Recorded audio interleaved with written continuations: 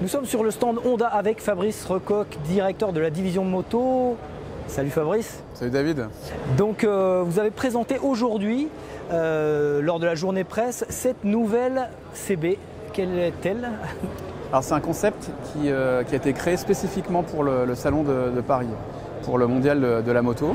Pour Paris. Exactement. Honda Japon donc, elle a pris la décision de créer cette moto spécifiquement. Alors les concepts, on connaît l'histoire. Chez Honda, c'est toujours évocateur quelque part de quelque chose qui est censé arriver après dans le futur. Mais en tout cas, on a souhaité ici à Paris. Pourquoi à Paris? Parce qu'on est en France, le marché français est extrêmement important pour Honda et parce qu'on est au pays des roadsters.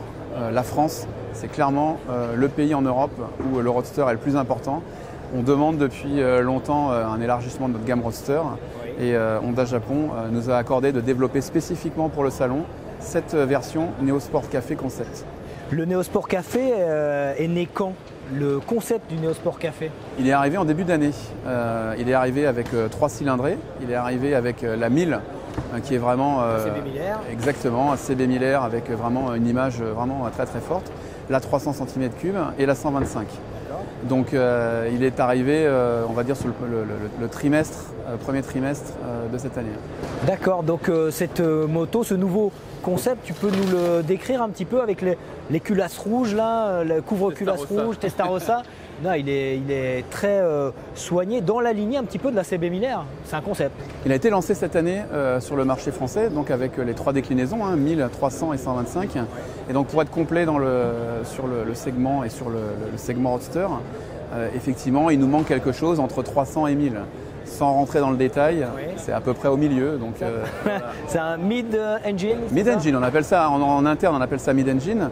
C'est le cœur en fait du marché roadster en France. C'est là où il faut être, c'est là où il y a le plus de clientèle. Et la CB1000R plaît beaucoup en France? Oui.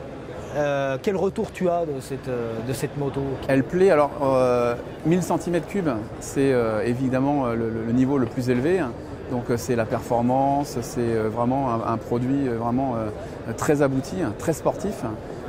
Donc on a des succès commerciaux qui sont extrêmement importants.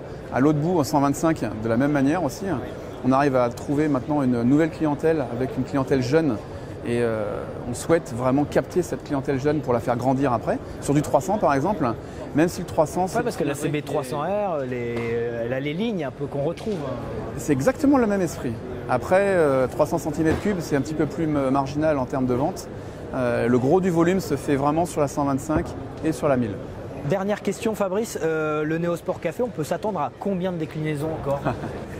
Pour l'instant, avec les 4 qu'on a là, je pense qu'on a capacité à couvrir l'ensemble du marché. Il y a une question récurrente derrière tout ça sur la 500.